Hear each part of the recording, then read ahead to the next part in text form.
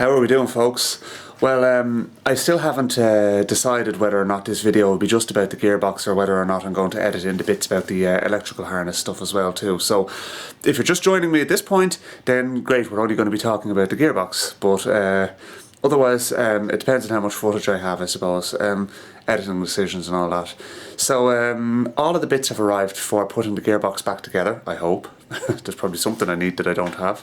But I have everything cleaned up, and I got the gearbox face machined, and there was 15mm to be removed from it. So yeah, let's have a look. Excuse the hand. Right, so here we are here now. I've just literally just placed the gears back into the housings anyway. Nothing is kind of fixed in place yet. What I want to do is I want to actually take all of them out and put some gearbox oil in my little oil can and lube up all the bearings. And I'm thinking the easiest thing to do when I'm putting these gears back in is to actually cable tie them all together and cable tie the whole assemblies together, so that the whole assembly has to go in really as one group, and it's quite tricky.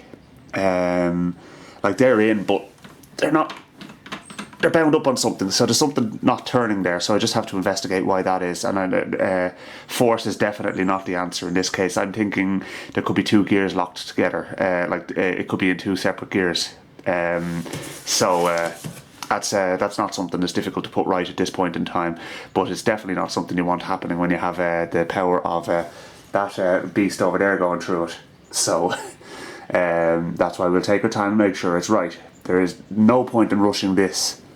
And once I have all that done, then it's just a case of replacing the seals, replacing the forward bearing, putting the Circlips on, which I'm not looking forward to, because the Circlips are tighter than any known Circlip known to man, so they're great fun to try and get onto the shaft. And then I have to clean up a few bits and pieces there and then put all of them back in. So yeah, a bit of work. I have the garage door closed because it's a bit stormy outside, and I tend to find people walking by, they just seem to get nosy around here sometimes as well too. Like, what are you doing? I kind of get tired having to explain myself all the time. So that's the answer to that question. So yeah, anyway, let's get stuck in. First things first, I'm going to just get myself prepared. I want to get the oil can filled up with gearbox oil. There's a little bit of engine oil in it at the moment, so I'll drain that out and put the gearbox oil in, and yeah, we'll take all of those gear shafts out. Okay, so the bearings in here are all lubricated now. I just have to put this plate back in. The selector shaft goes through here, and it seems to be a case where this is actually like a little oil gallery breather type of setup in the gearbox. So it'll be that's why there's a cover plate on it. Now, unfortunately, I have to be very careful to make sure no swarf or anything like that is left anywhere, because swarf and gearboxes don't like each other very much. Now, you can expect a little bit of swarf is going to be in the gearbox, but it's its own, if you know what I mean. And it's held in suspension in the oil, but there's no point in introducing any more than that, like, you know. And a piece of swarf that wouldn't have otherwise gotten into a bearing can do very easily when all the bearings are all open. So just get all of the fixtures cleaned up.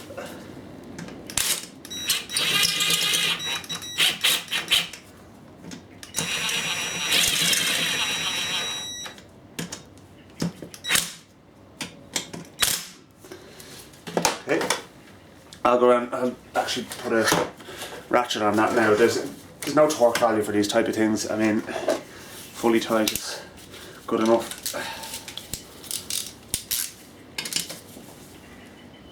See, that's the 3 ugga-duggas I gave it there on the impact gun are tight enough, but you know, I'm not into cutting corners at this point in time. I want this gearbox to be right. I never want to have to take this gearbox out of the van again once it's in. So that's why it's worth investing the extra little bit of time. and just getting it 100%. Let's just move you guys back a little bit there. You're on quite a flimsy tripod. Make sure we're in a good position. Yeah, there we go. Now, so here's the gear shafts all set up here, right? So, you can see the relay shaft. Hang on, I'll move you back so you can definitely see. There we go. So the relay shaft sits in between these three plates here, right? So one of them is connected to the to this shifter fork, this selector fork here. One of them is connected to this selector fork, and the other one is connected to this selector fork. So as the relay shaft moves left and right or up or down, it's either going in between this one here, or this one here. And that's where you're getting your 6 different gears, or well, 5 ratios and reverse. So that's basically how that works. You know, I'd never actually taken the gearbox apart before. There's some complexities in it. I mean, if I'd stripped these shafts, I imagine I would have been into a whole world of trouble. But when you're only just doing this kind of stuff, like once you get the tools and stuff like that, and you're just fairly methodical about these things, they're not so bad, really, in the grand scheme of things. Of course, I should only say that when I actually have it back together and it's working, because I could be screwing myself up big style. Okay, so that's the bearing that's going to be going into the gear case, and then this one's going to be going in here. I already have a bit of oil in there, and what we'll do is we'll actually drop these gears in now. Yeah, there's actually a bit of weight in it.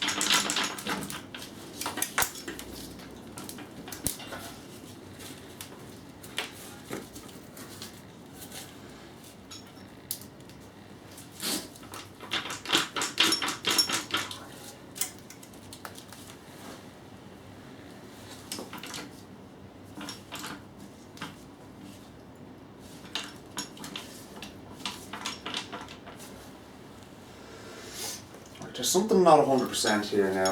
That was.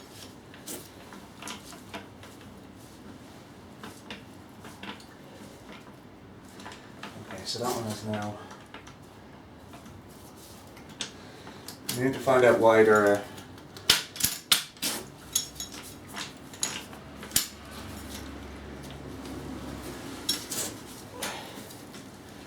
Yeah, it should be good. Okay, so there you go, so that's a bit better now. Alright, so that's neutral basically. What's happening is just the weight of the synchros is, or the weight of the shaft is just pulling it into gear down against the synchro, so that's why everything's kind of bound up. But if I hold it in position, it's not doing that, so that's not too bad. Okay, so now we have our gears in place. Put a bit of oil on that. Just a sleeve this is really, but still needs to be oiled. And we will put some oil in.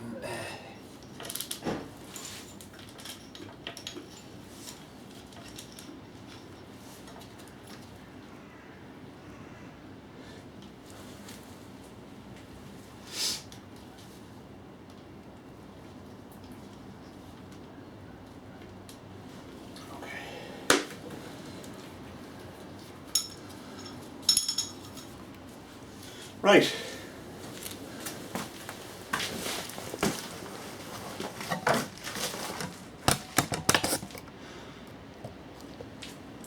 So now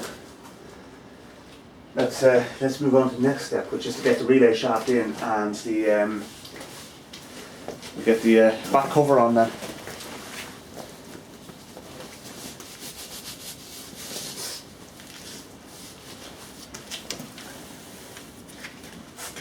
I think actually what I need to do next is I need to put the detent in, which goes down here. So that's going to need a little bit of a clean. So I'll pause it for a minute. Okay, so there's the detent mechanism there. Basically, all that happens is this little lad moves up and down inside it, and gives you your click in and out of gear. So make sure I have it the right way around.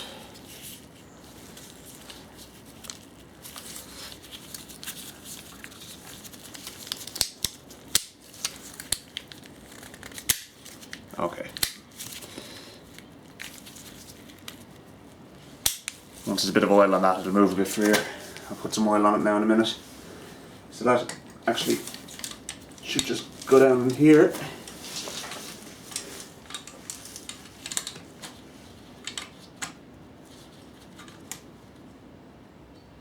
Alright. So that's that, and then we have a bolt. Just a little cleaning solution. I use petrol just to clean off. I'm using geyser to clean the parts, and then petrol just to rinse them, and then just dry them off after, because the petrol will evaporate anyway. Gasoline, if you want to call it that, if you're stateside. Same thing. Just a different name for us. So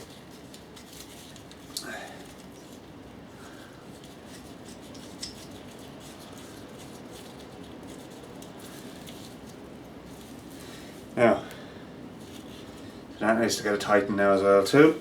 My ratchet is over here.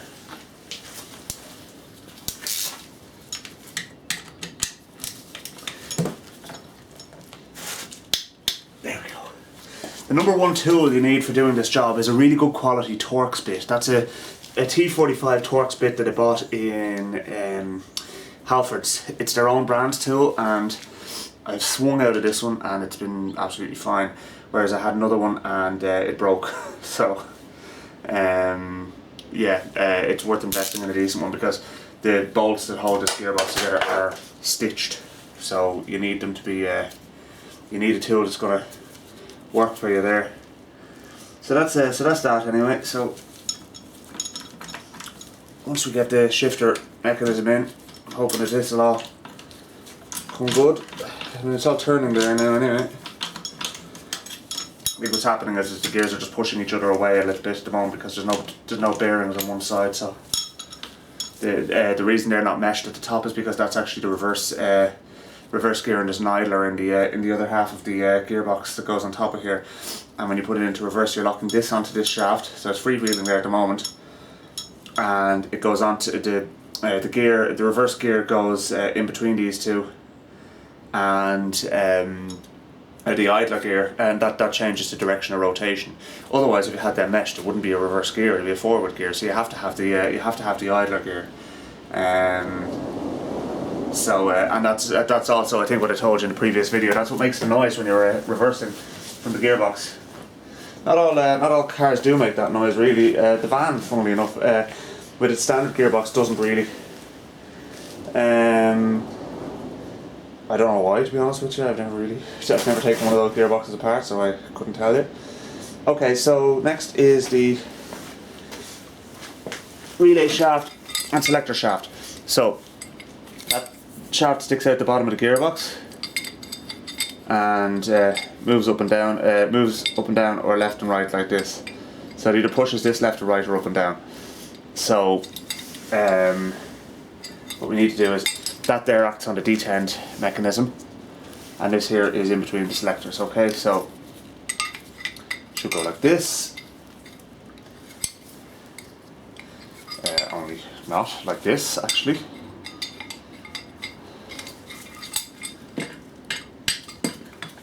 And this goes down in here.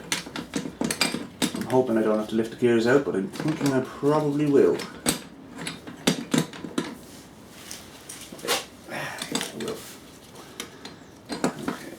there's not quite enough room to. Let's see now.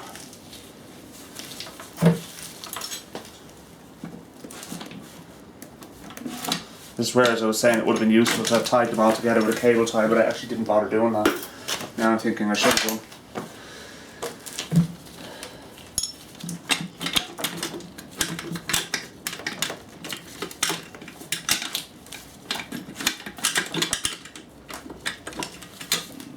Okay.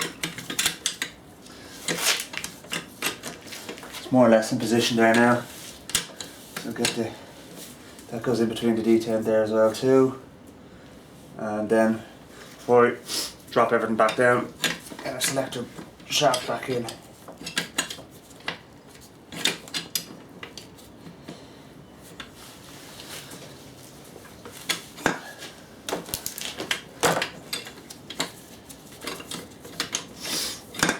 Yes, I'm sure there's a few of you shouting at your screen and all that as well too, saying there has to be an easier way of doing this.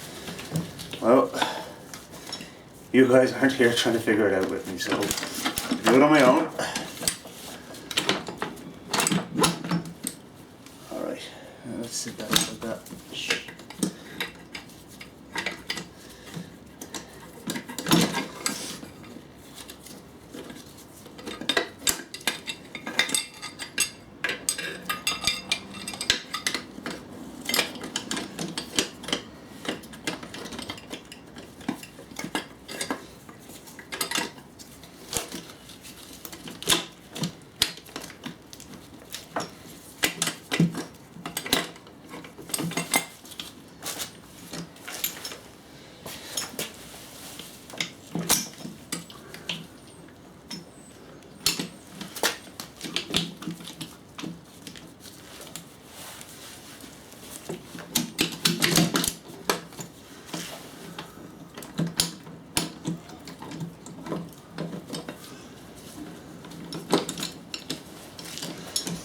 Bollocks.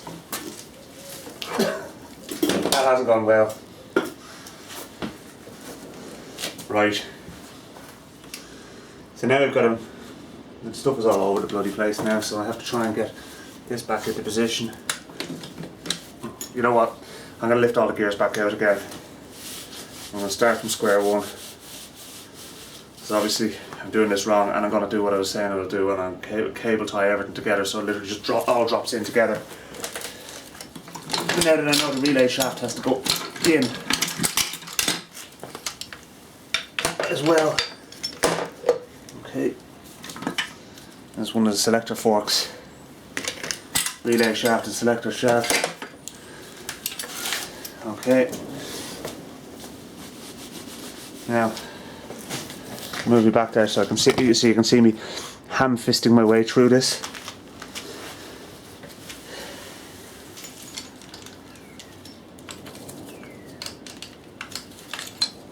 So that goes there. So they're like that. And we have output shaft there. Okay. This goes on here. Slip in between those two. So that's them all in position now, right? So that's what needs to go in, but what I also need to do is I need to have this in between here like that. So what I'm going to do is I'm going to turn it over a little bit and I'm going to put a cable tie around them. And once the cable tie is around that lot, then the relay shaft and the selector shaft can go in separately. Cable ties, here we are. Now, so how are we going to do this?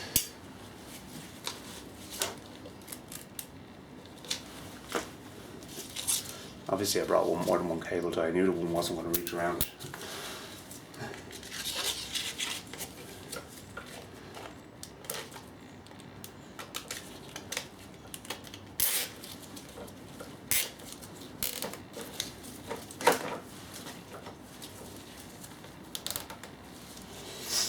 Alright, so that's hopefully going to hold everything together now, right? So that's our rope.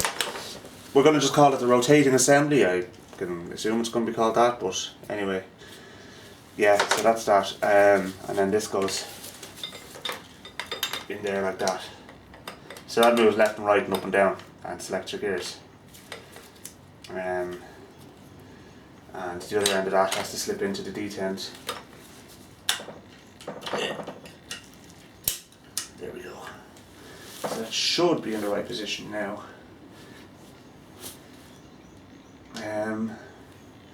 And then we have to get that into its corresponding hole. That there in as well too. So a little bit of oil on that actually before we put it in. Where's my oil can gone? There it is. Alright.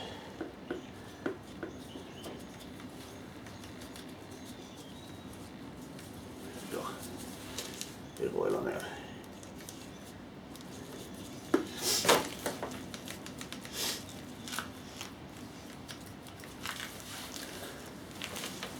Try to wear gloves as much as possible when doing stuff like this. You know, you can expect to get dirty hands the odd time, but a lot of the chemicals in use in oil, engine oils and that as well too, they're dangerous. They're carcinogenic, some of them.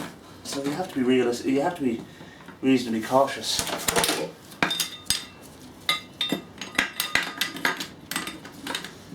Like especially turbine engine oil is lethal stuff. Like most things in the aviation industry, they don't really care about us mechanics when they're designing these oils and chemicals. All sorts of nasties in them that you just wouldn't get in commercially available products. Trichlorophosphate being in turbine engine oil. It's an asphyxiant and can be absorbed through the skin. Yeah, it gives you the warnings and the manuals and all that as well too. But it's not great if you tear your glove or something like that. You know, it's a very easy thing to happen. That's looking a bit better now, lads. What do you reckon? There we go. A satisfying ka-dunk. And that's even in place there now, right? Okay, so now we're looking a lot more positive. So let's cut our cable tie off. So that's basically most of the stuff in there that needs to be in there now. Suitable snips, as opposed to non-suitable snips. There we go. Now, right. Oh. Sublime.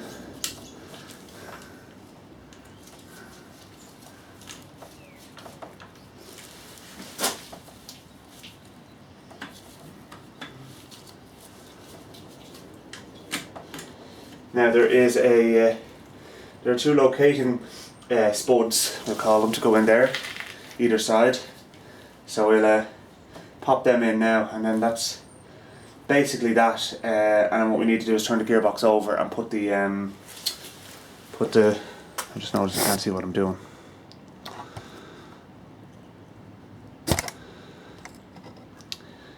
Me and my marvellous camera work, what? Anyway, there you go, look, it's all in. It's all turning. It's all good. Right. It all just dropped in one go, and then with a nice dunk it just dropped down. So anyway, that's done now. Next step is, what I was saying, was to put these locators to go in here and here for the relay shaft, and they hold that in place. And so we can put them in now, and afterwards we can turn the gearbox over on its side and put the circlips and bearings on the front. And then we can start worrying about shaft seals and all that as well too. I haven't done any of the shaft seals yet because you don't need to do them yet. I mean, I haven't put any of the external shafts in. That will stick through the rear gearbox housing, but I have a seal for that, and I will replace it before putting the housing on. Yeah, anyway, let's get set up here.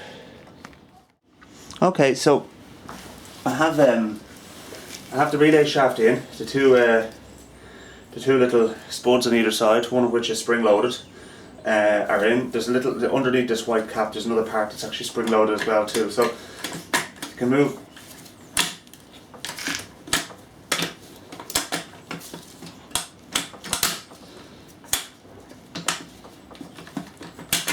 Right, so that should be neutral now, right?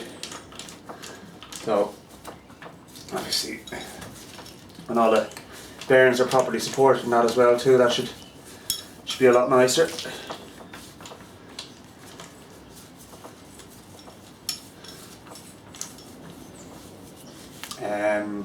So now what I'm going to do is I'm just thinking I might loosely put the back housing on while I do this and just put 2 bolts in it. I'm not going to put any sealant on it yet, but at least we can get the forward bearing onto the input shaft without it falling out the other end.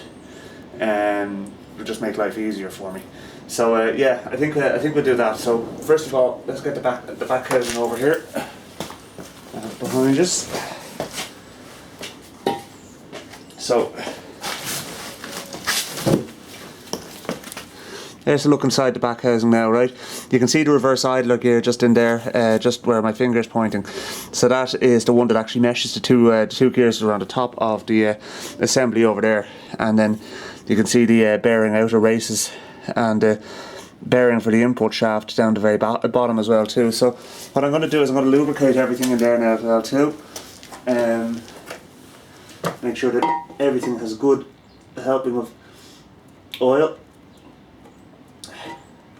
It's better at this point in time to have oil spill out on you than to do damage because something is seized up or is not unwilling to move because it's not lubricated well enough.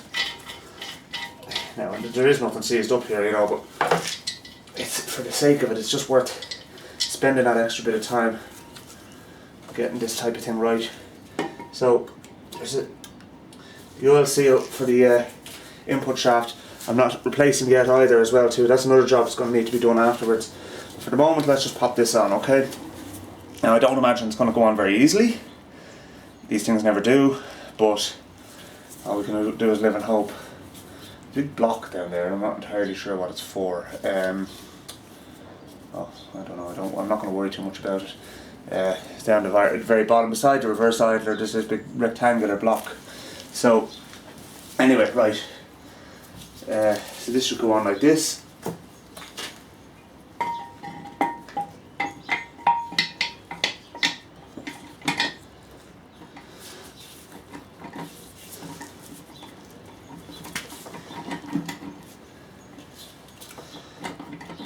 So what I can do now is I can actually revert it. I can reach in and grab. I'm taking the pinion gear.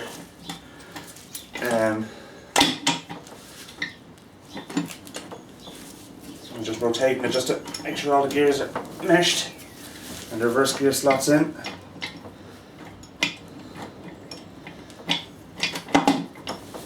Okay, there we go. That's lovely. That wasn't too bad at all, actually. So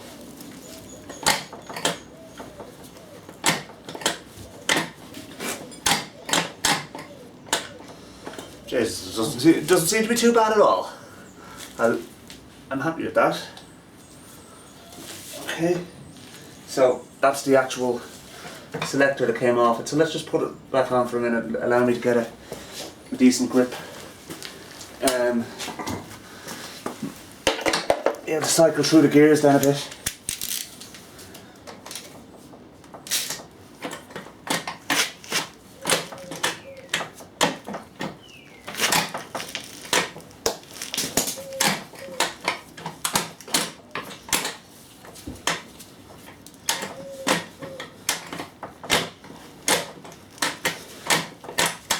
Okay, great. So that feels really nice, actually. I'm going to take that off. We won't be using that again because the cable shift mechanism will be going on, but I'm keeping it anyway just in case we have to temporarily rig up the van's old gear shift mechanism. The thing is, the van's old gear shift mechanism will work, but the shift pattern will be back to front and upside down. We'll have first will be right and back, second will be above it, and you know, trying to drive like that could be interesting, especially when you're coming up to a roundabout when there's some idiot tailgating you. That'd be good fun. Only not. So let's take a couple of bolts and just wang them in there. I will clean up all the bolts at some stage or another. Take that out.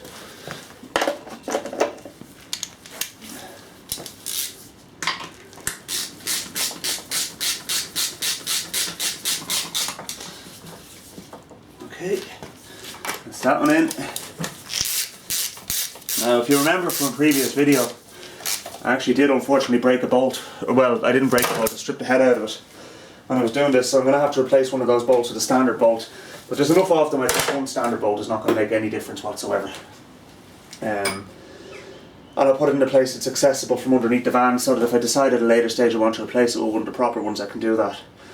But let's not get too bogged down and stuff like that at the moment. Right, so that's that. She's starting to get heavy now.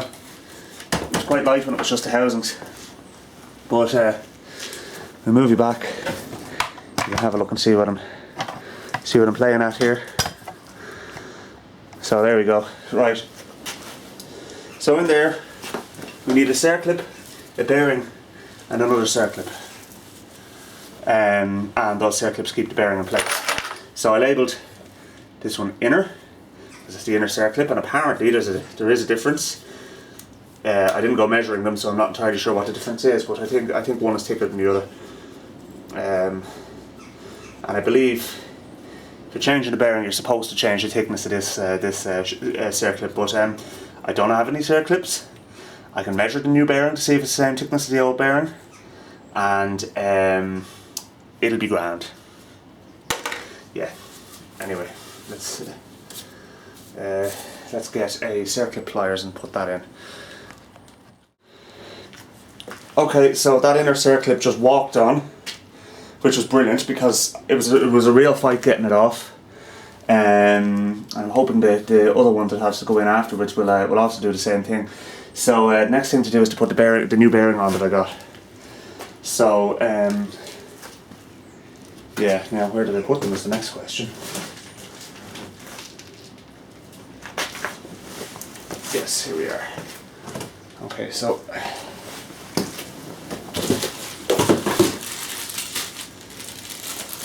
unfortunately I do not have a suitable bearing driver for this. It's a special tool by VW as per usual, which is kind of annoying, but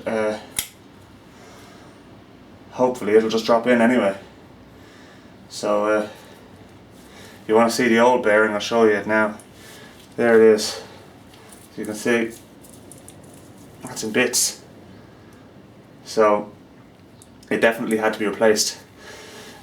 So in that respect, it's as well I stripped this gearbox because I wasn't originally going to, and it would have ruined my day a little bit if I had gone to all this effort to rebuild or to get the new gearbox fitted, and then found I had to take it out because it failed on me. What I need is a piece of tube that will go down over that, and I think this lad here is our man, but I have to cut a piece off, so we'll do that now. They go through bone like butter. Perfect. Right, so that's our bearing driver sorted. Name that movie. Anyway, right, so that's that. So now this will sit down over the bearing, like so.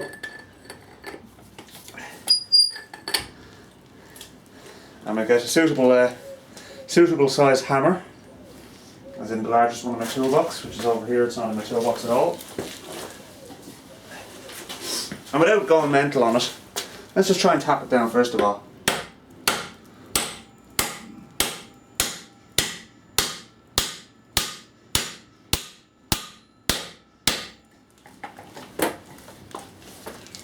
Okay, so that's that bearing seated. I heard a dull thud when it hit the bottom. So it'll be fine, folks. Don't worry, it'll be fine.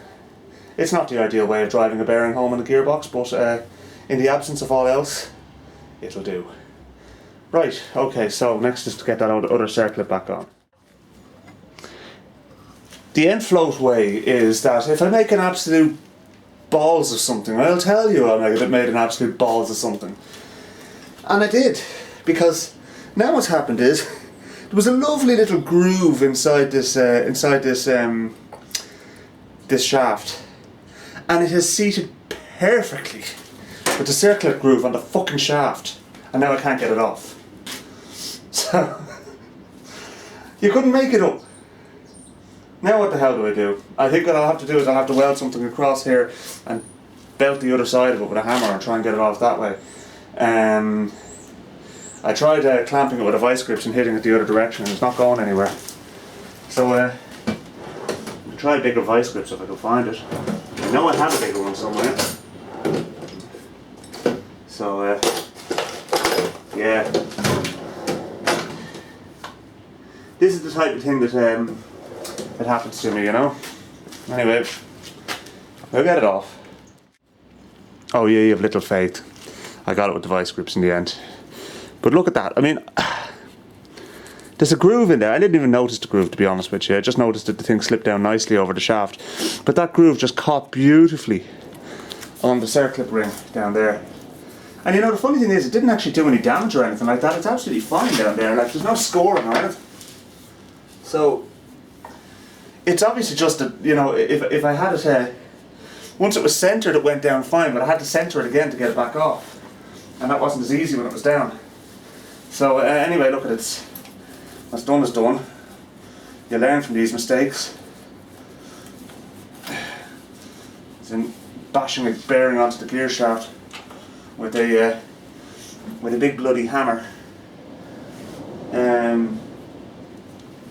Now is to put that Circlip on the other end of the shaft. So we have another Circlip here. Give it a little wipe. These actually, I didn't kind of clean these properly, but they're fine. And Circlip pliers. So let's put it down over there. Unfortunately, the Circlip pliers I have is one of the ones that you have to stretch it open rather than stretch it close. I thought for a horrible second there the Circlip just broke.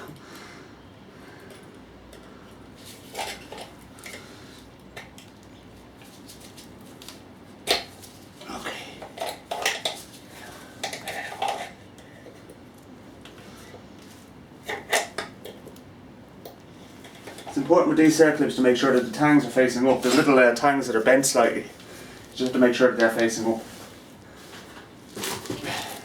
You're not going to take anything I say seriously anymore after the last mistake I made. That's the funny thing about this now.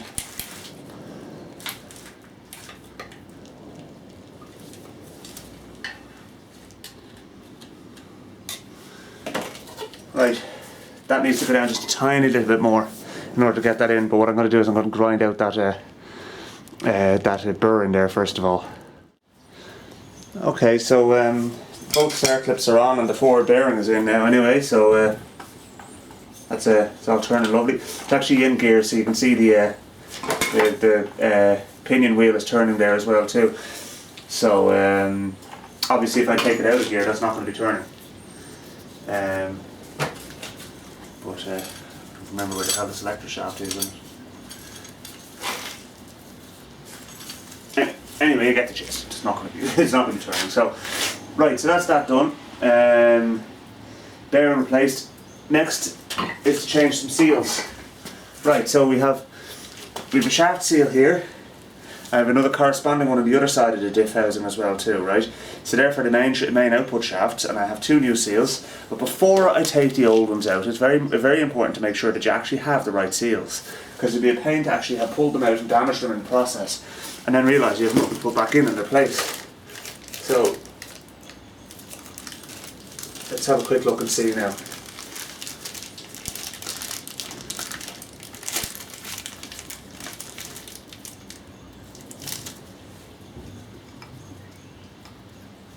That should be the job. Okay, so what we'll do is we'll take that old one out and we'll start with this one. So little pry bar, which is here. By the way, I had a bit of a hassle with that shaft, because what happened is when I pushed the bearing down, the shaft wasn't fully thrust forward, if you know what I mean. So even though the bearing was down as far as it was going to go, the shaft had pushed down slightly as well too. So trying to get the Circlip in was a bit of a pain. I figured out a way of doing it anyway, so it's in now. So it basically was what it involved was just pulling the shaft up. Just use a drift and push it out this side.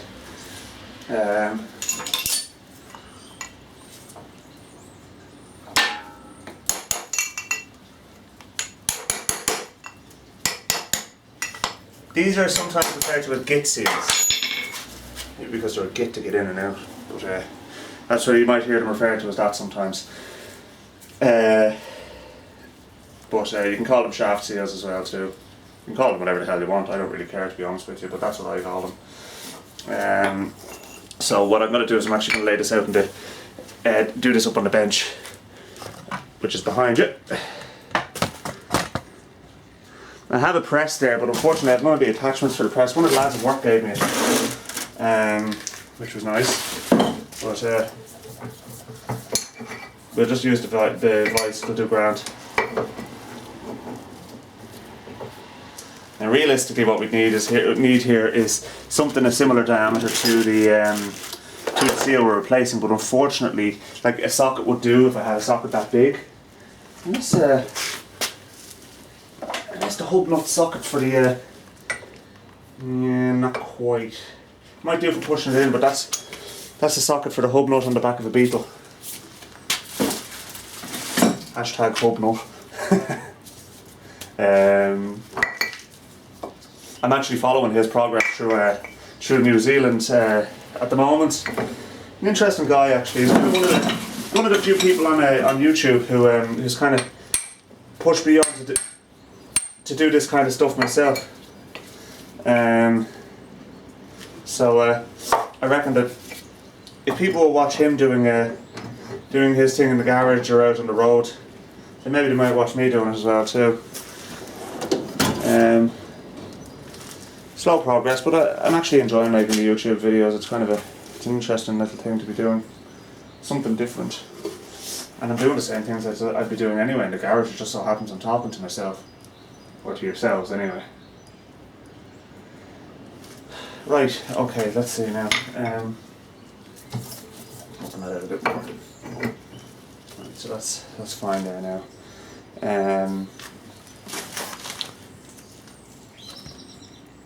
What we need is, as I said, something to use as a drift for knocking that out.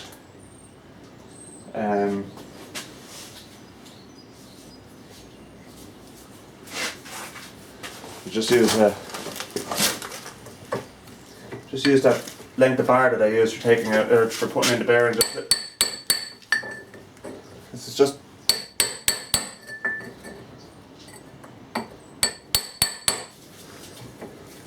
at all. You might have to resort to some more force.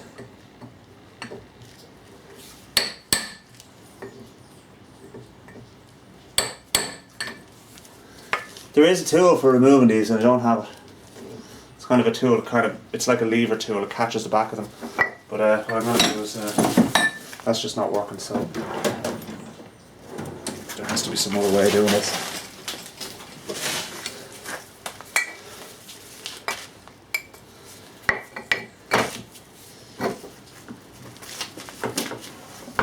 There we go. Let's actually push it forward the other way.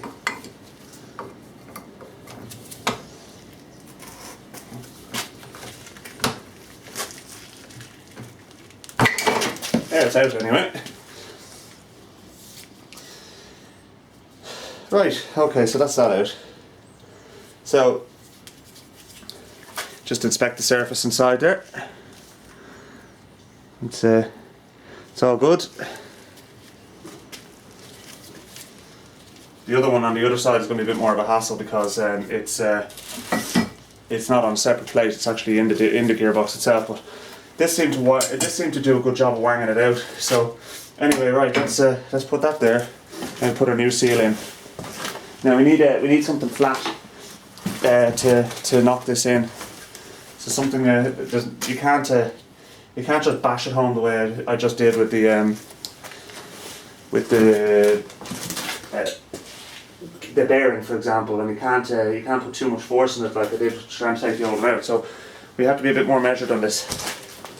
First of all, a bit of oil on the outside.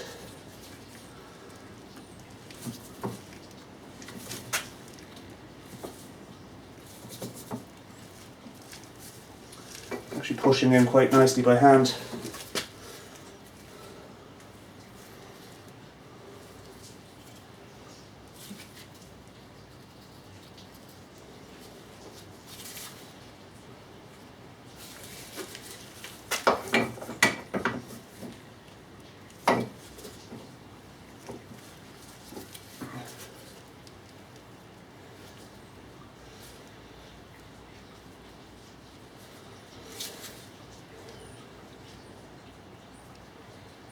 Okay, that seems to be in.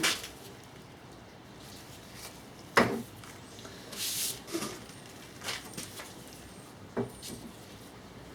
couple little taps of this.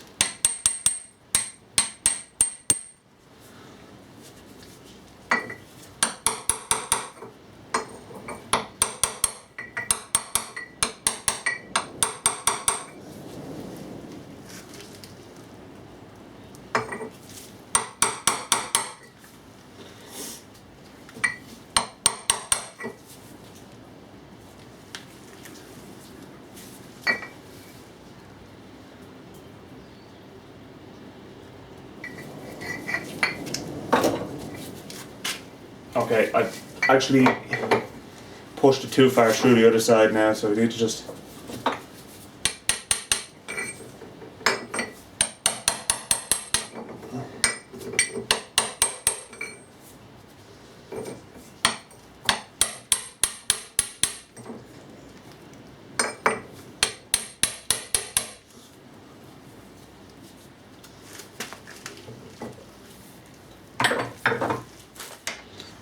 Okay folks, I'm just, I have all the seals replaced on the gearbox here now, and I'm going to start fitting a few more parts. So this is the input shaft seal here. There's an O-ring that goes around here, seal here, and it goes down over the shaft here. Now you'll notice on the shaft that there's some blue tape. It says in the manual to protect the splines, or protect the seal from the splines, because they'll cut into the seal and ruin it. So it goes in with these two tabs facing out here, because the tab goes up against there, and literally all we do is we just pop that on over there, and you see it is sliding down over that tape, so it's as well we did put it on, and that just literally just goes nicely down over the shaft like that. Okay, so that's on now, and what we'll do is we'll bolt that down, and then we can take the back housing off our gearbox again, and start looking at sealing that up and putting a new seal into the in for the gear selector rod as well too. So still a bit to be done, but we'll plough on. Okay, so I'm just running these bolts down now, and I put some thread lock on them. All the bolts that are holding the gearbox together will have thread lock on, because they had thread lock on originally, and you do not want these bolts coming loose. So why try and save money in those type of ways? You're at nothing if you are doing that. Okay.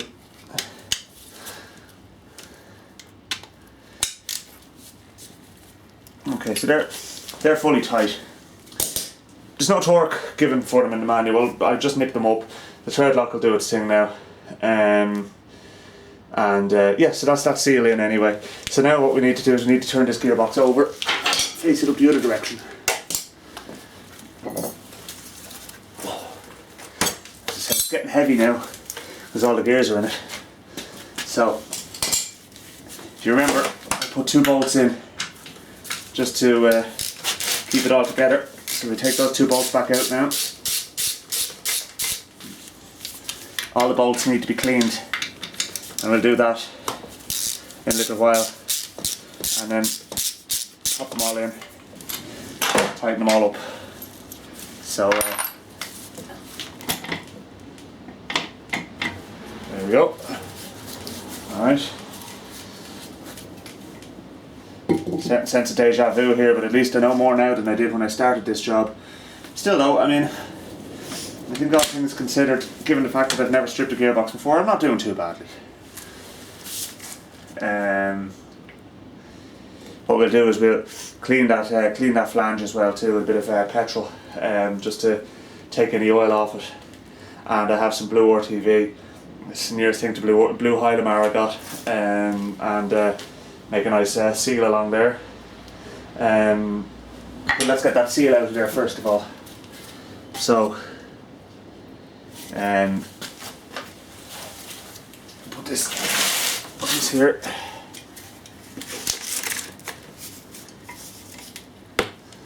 Hopefully this seal comes out relatively easy. I better make sure I have the right one to go into it. Use it the right size. Okay. You guys back there. Should be able to see me now. There we go. That came out handy enough. Flathead screwdriver did the job.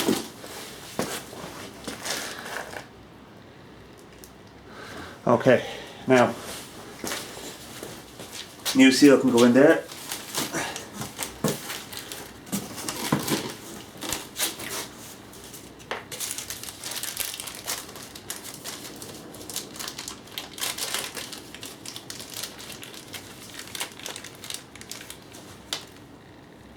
Leave that there for a second. And we'll just clean this out in here.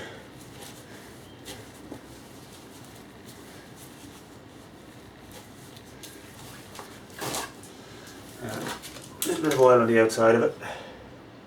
You don't need to go too mad here.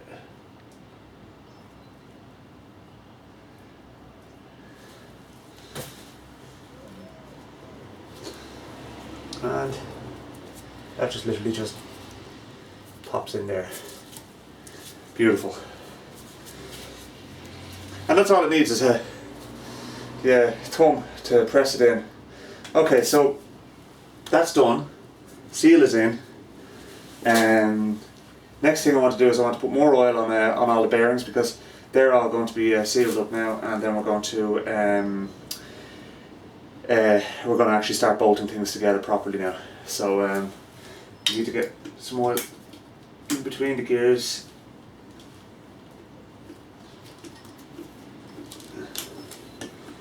You notice I'm not being too sparing on it now. The oil's not going to go anywhere except down to the bottom of the gear, the dip housing now. Oh, I thought somebody was at the door. It's quite stormy out. There's a storm Dennis is on its way in, so the weather is horrible.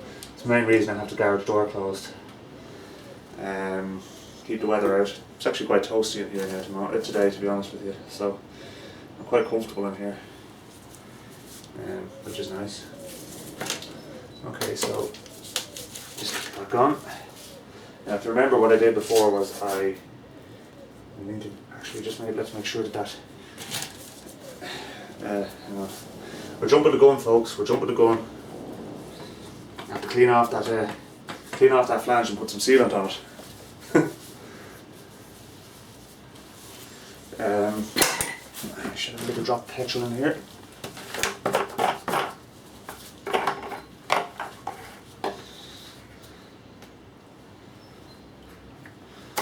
Okay, nearly out of petrol. The Lister engine used a lot of it up when I was running it in the past.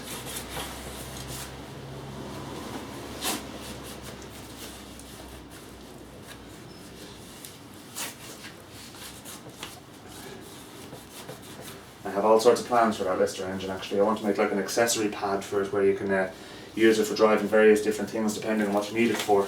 So like one day I might need a compressor, another day I might need a water pump, and another day I might need a generator. So I'll have all of those things for it and just be able to swap between them. Just attach them on and stick the belt around them and away it goes. It's a very useful piece of gear actually when you, that's the reason why they've sold so well. Lots of people used to use them around farms and many different types of light industry.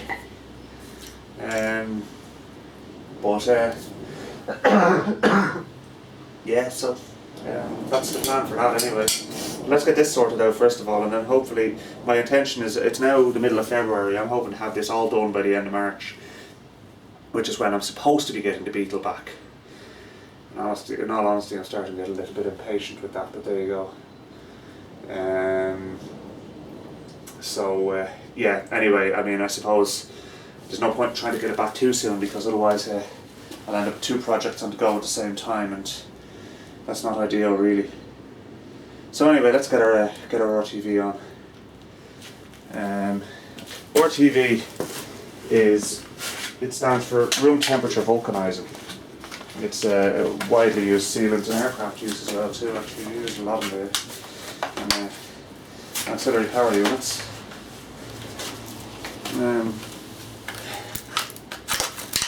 Proper military spec RTV, the stuff that's intended for use on aircraft.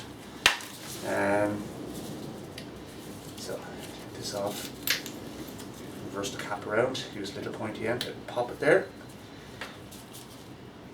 And we need to cut the diddy off that now.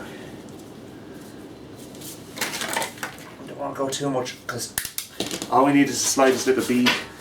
We do not want to go mad on this. So start here.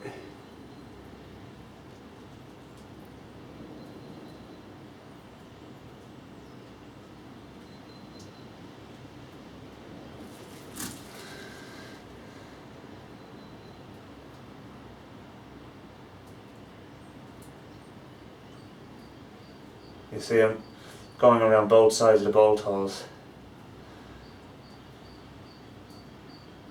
making sure there's a continuous bead of sealant right the way around.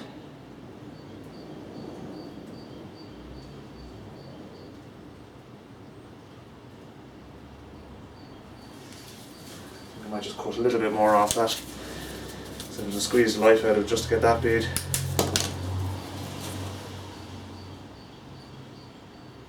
Better.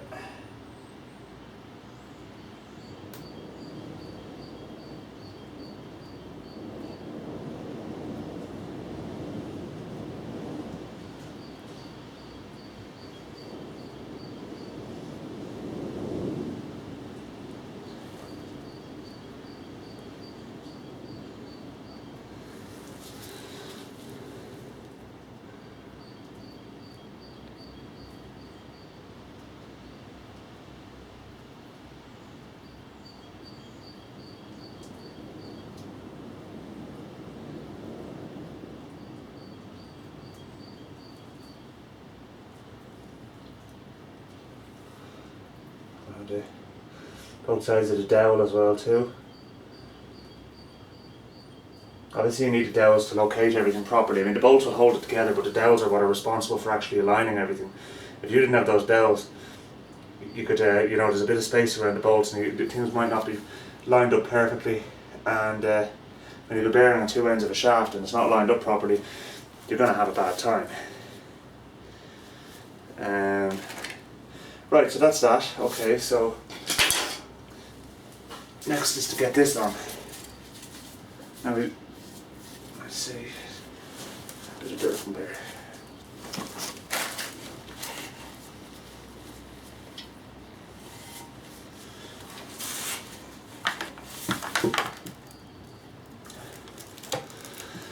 It's like swarf or something in there.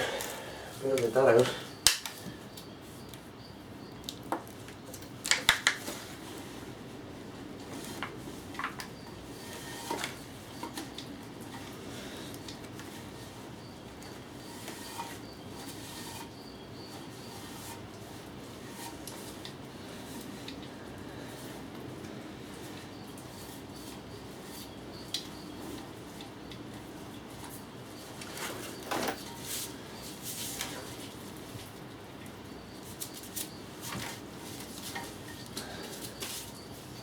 Right.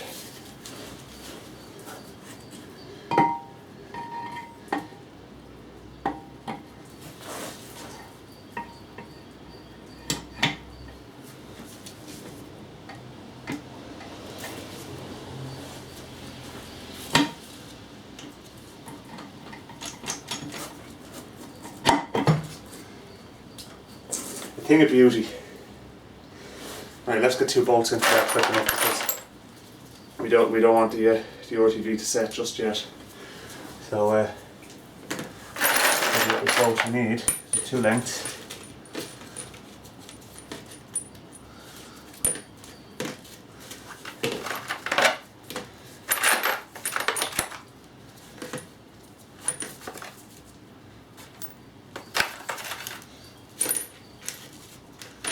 Okay, so there's bolts with a that aren't fully threaded and they're just a little bit shorter.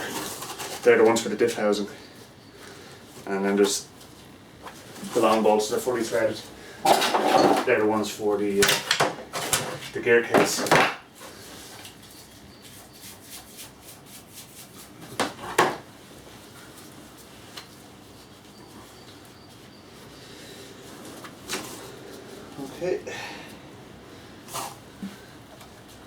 Bit of thread lock.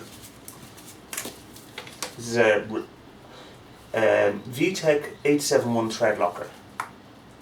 It's like the Loctite stuff we use in work, with a different colour. Now, if you remember earlier on, what I said was I was going to use a different type of bolt in one hole. That's going to be the top of the gearbox actually, so there's no point in putting it there. So we better put it on the bottom of the gearbox.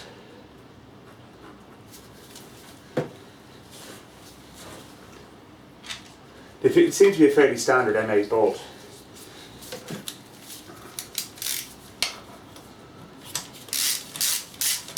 Except for the fact that they're Torx. And they're probably a high tension bolt as well too. But so one out of a lot is not going to make a difference.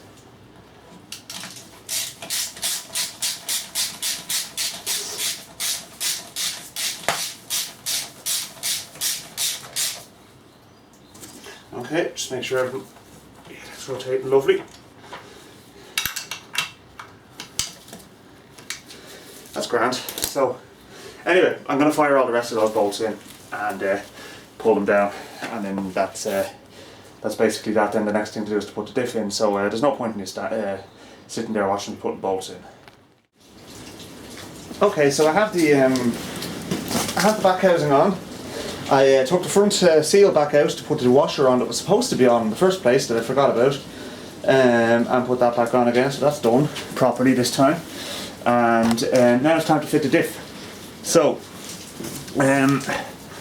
you know what was very handy was when I was watching the most recent Project Binky episode, and by the way, if you don't follow Project Binky, I really suggest you do. Those guys are unbelievably good at what they do. They rebuilt the back diff for the project car, and in the process of doing that, they had similar types of shafts that were in the in that diff, and they had no problems getting them in or out. And yeah, so it's I'm hoping that I can apply the same method they used to get these back in. Basically a short sharp tap, I think, is all you need to do. So I'm just getting the bearing all lubed up here. I did clean up this diff. So that's all set now, and what we need to do is we need to get that reasonably lined up like that and pop it in. So it should just go.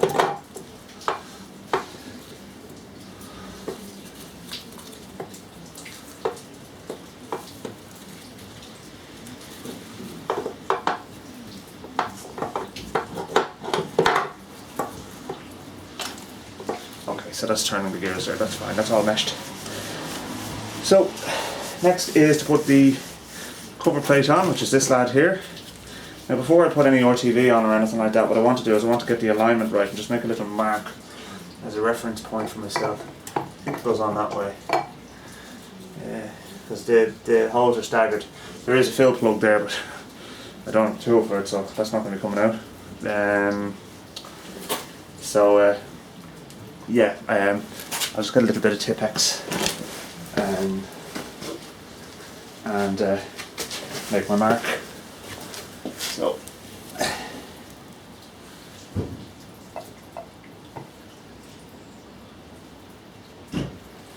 it's just a rough mark, just as a guide, so that's fine. Now we need to do the same job on the flange here as we did on the main gearbox flange. So that involves cleaning up with petrol, putting on sealant, and putting it all together.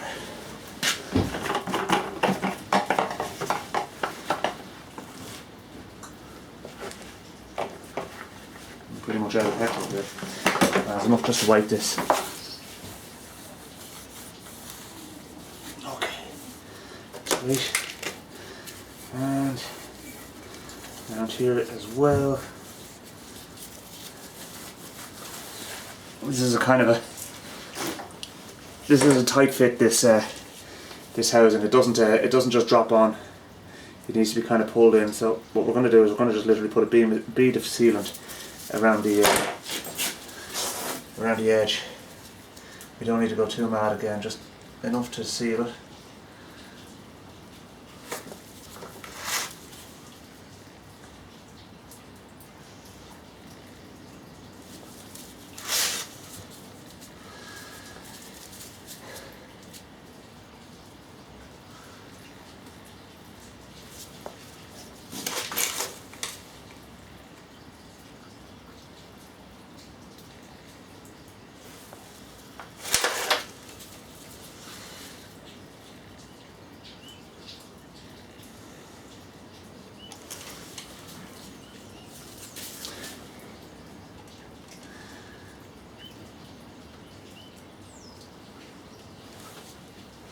Now, so that's got a nice bead of sealant on it there now anyway. What I don't like is when these bloody tubes of RTV don't come with a lid that you can put on when you're taking the nozzle off. Like, it's very hard to stop that from solidifying now. What I'm going to do is I'm going to stick some tape over it and hopefully that'll keep. See, the thing is if you take the nozzle off and put the cap back on, all that happens then is you ruin the nozzle. I mean, you'll never be able to use that again, and you kind of need it, so should be alright like that anyway. Okay, so that's done. So now,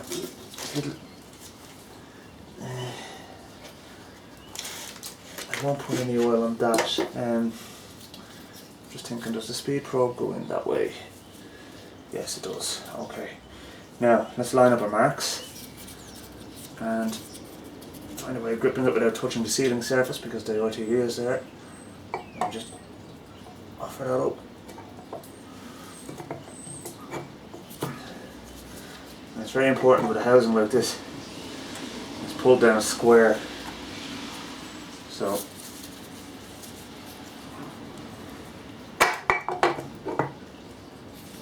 what I'm going to do is the broken bolt I have from when that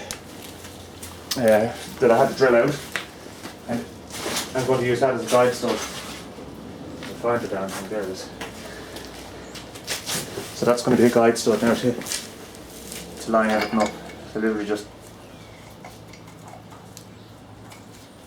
see, now we know that that's centered with the bolt holes. So next thing to do is we need to give it a couple of little taps with a plastic hammer because the bolts are not long enough. You could use bolts to pull it in.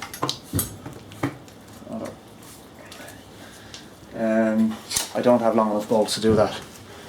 I'm kind of running low on hardware, so I need to do a bit of shopping. So plastic hammer.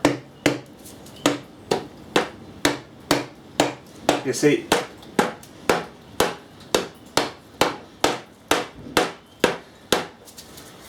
I'm not bludgeoning it.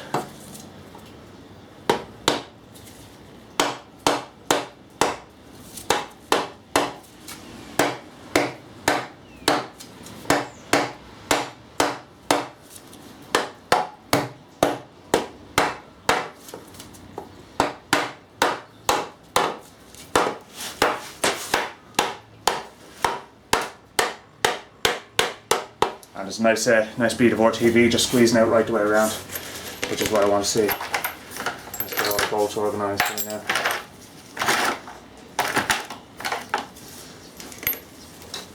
now. So now I'm going to just run in the bolts. So yeah, you don't need to be watching that boring stuff again. Okay, that's bolted in now. So that's another job done. So now what we need to do is we need to get our flange or shafts in. Now, as I said, I did have a hassle. This was kind of one of the things I came up on when I was first stripping this engine. Stripping this gearbox even. Was that I had a problem getting them out. Now, what I didn't know was how you actually removed them. That was the thing. So what I'm doing is I'm just giving this a wipe down. You'll see I labelled this diff, so that's this side.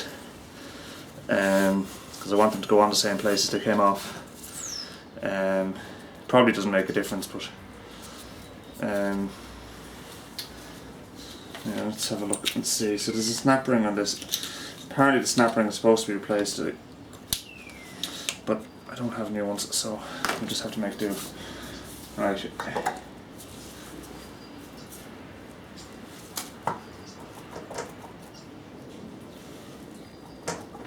Let's put a bit of oil on it.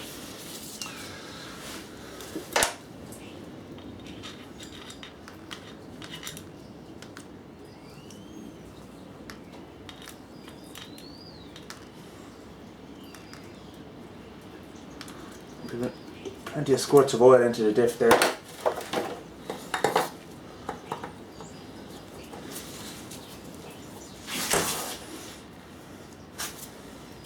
So.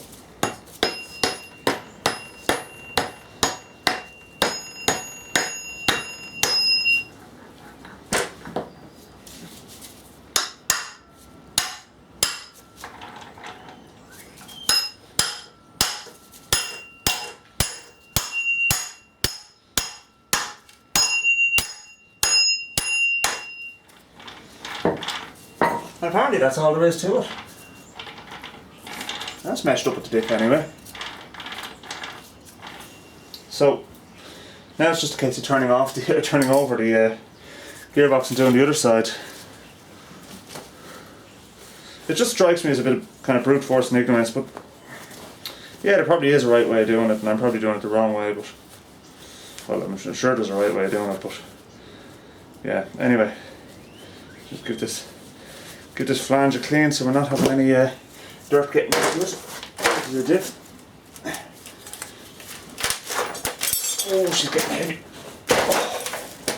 Now, bit of oil again.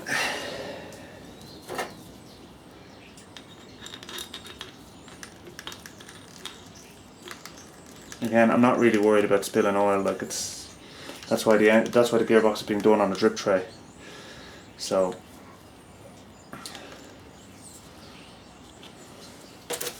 now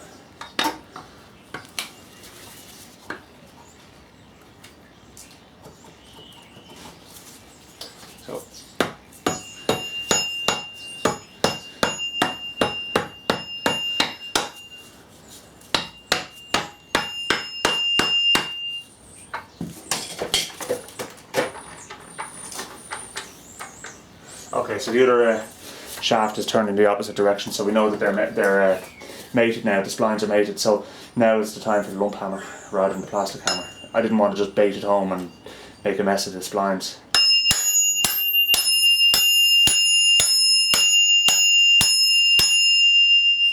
That is insanely loud.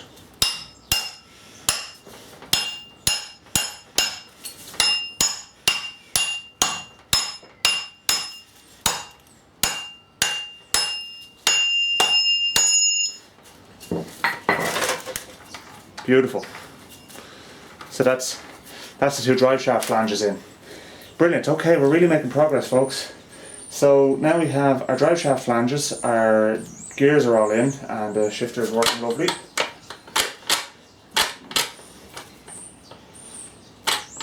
So it's in neutral again, right? So that's not turning anywhere. That's not turning the shafts, right? Let's stick it in gear, and there's the shafts turning. Okay, so yeah, brilliant. Right, so that's that done. Now we have a few other little bits and pieces to put onto this just to finish it off. What I want to do is I'm going to want to fill it with oil. Let's just get a little bit of oil down in there first of all. So I don't want to fill it with oil until the RTV has set. So I won't be doing that just yet. But what I can do is I can put in, there's our speed probe, so let's pop that back in next.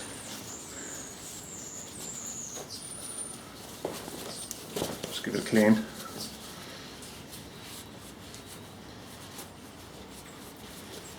As I said before, I think this is what's called in aircraft terms a monopole, which is basically it's like a magnetic pickup which looks at something that's rotating. That's how a lot of turbine engines get their speed signal.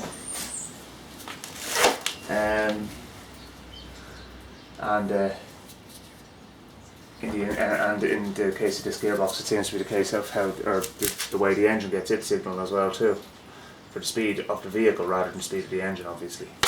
So that's going to go in there. Beautiful. And then it's literally just held in place with a little spud to just push into a hole. I mean, it's not going anywhere now. That's in. Happy days. So that's great. Next is our, they call it a multifunction switch. It's a reverse light switch. So the cable was wrapped around the camera tripod. So it's a multifunction switch in that it has multiple functions in certain cars, but in this case all it's doing is turning on and off our reverse lights. So let's just give everything a clean here.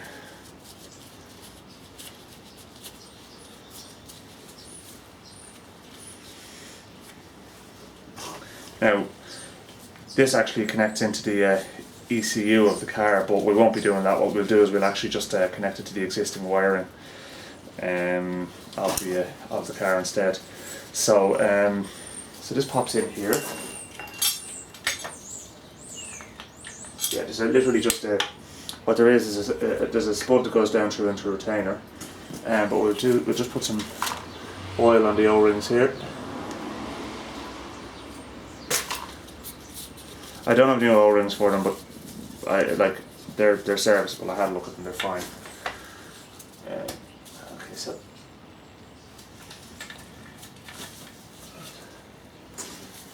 now, and then that goes onto there. So we'll put that on now in a minute. Bring this around first of all, and then tighten that up.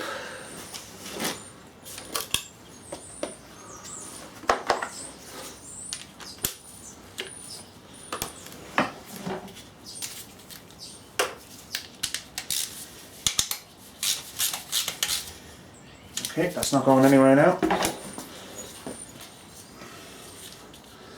And take these two bolts out. I might just put a clutch actuator in first.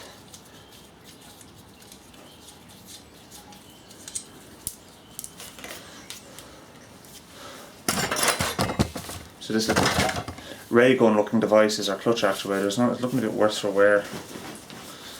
I suppose it would do though, wouldn't it?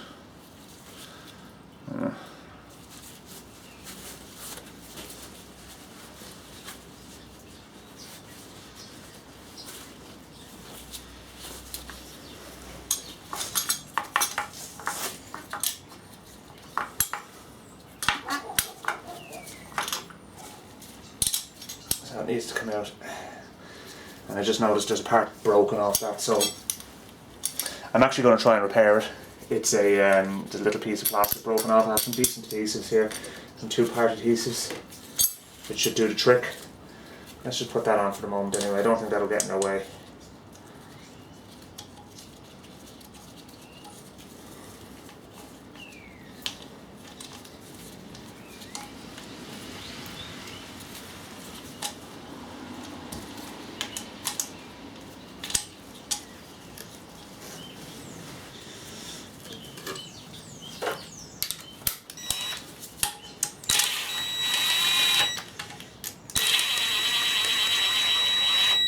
I'm literally just nipping down they're on the plastic, you don't need to stitch them. Okay, so that's that done. Right, so now folks, we basically have, aside from the clutch actuator, a completed gearbox.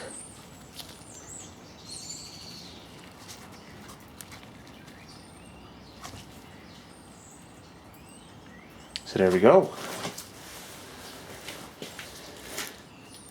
So I'm really happy with that actually, to be honest with you. As I said, I've never done anything like this before, so it's definitely a new one for me. What we need to do is just a few breather lines and stuff like that have to go onto this as well too. So we'll be looking at that at a later stage. When we have the engine and gearbox mated together, there'll be a bit more work to do on this just to get everything working together. But it's I mean, basically, as far as the gearbox is concerned, we now have a serviceable gearbox. So that's brilliant. I believe that's actually reverse. I put it into. Or in the case of the orientation this is in now at the moment, it would be the only forward gear you'd have. That's why you have to put it upside down. I know I've said that before, but it bears repeating. Things like the O-rings on that switch are going to be much more important now as a result of it being upside down, because the oil will just pour out of there otherwise. Makes for a very handy place to change the gearbox oil if you're that way inclined, but refilling it is the issue. I also need to find out how much oil exactly this gearbox takes, because the old fill to spill method isn't going to work, simply because of the fact that I can't get the drain plug out on, or the fill plug on the side of the diff here. So we need to I need to just measure it out. Not a big job, not a big deal, but we will do it. To be honest with you, I'm half tempted to do it now. Although no, I won't, because until we have the breather lines on, it won't. It'll just pour straight out again. Let's do something about that clutch. Well, folks, it's another day in the garage, and I've got the gearbox pretty much sorted. There was a bit more to be done. Actually, one of the big things that we didn't do was make a recess for the starting motor. Now, I probably went a bit over the top on that, but it doesn't really matter. I mean, there's holes into the bell housing anyway, so that's all done now. And I've put the dowels in as well too to locate the adapter plate. So there's a dowel in there and a dowel in there. I actually bought new dowels because, as I've said before, I don't want to take the engine out of the van that's in it at the moment until I have the new one ready to go in, or at least as close as I can get to that. There was a bit of work involved in that. What I did today was I went out and I bought a load of bolts. So and I got a haircut. I got new engine mount bolts, CV joint bolts, and I got a couple of bags of assorted hardware and that as well too, like various different sizes, nuts, bolts and washers. So I was kind of running low on stock in the garage. So that's all set. So the next thing to do now is to offer the gearbox up to the engine again and see how we're looking now. Should be pretty good. If you look here on the engine, I have it tilted over to the side. Now that's basically the way it's actually going to sit in the van, rather than upright the way it was in the Alhambra. It was 15 degrees over to its side in the Alhambra. In the van it's 50 degrees over on its side. So we'll get our we'll get it pretty much as good as we can get it on the garage floor in that respect. But that's the reason why I have to change the sump on the oil pickup, because obviously there's a different shaped sump for having the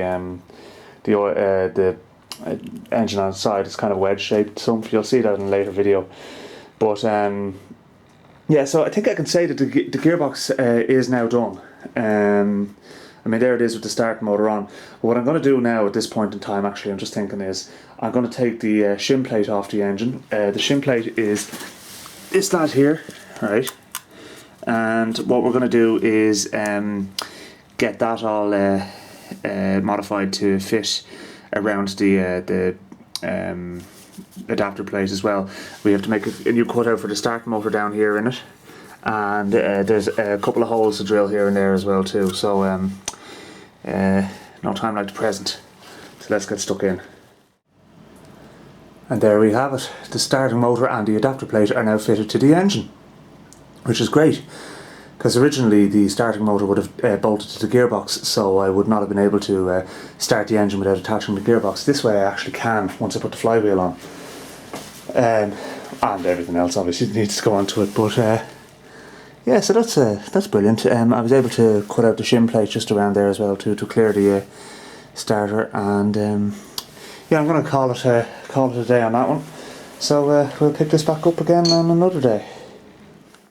Well folks, I'm back in the comfort of my living room now, and I'm going to leave this video at that, but tomorrow I have big things planned for the project.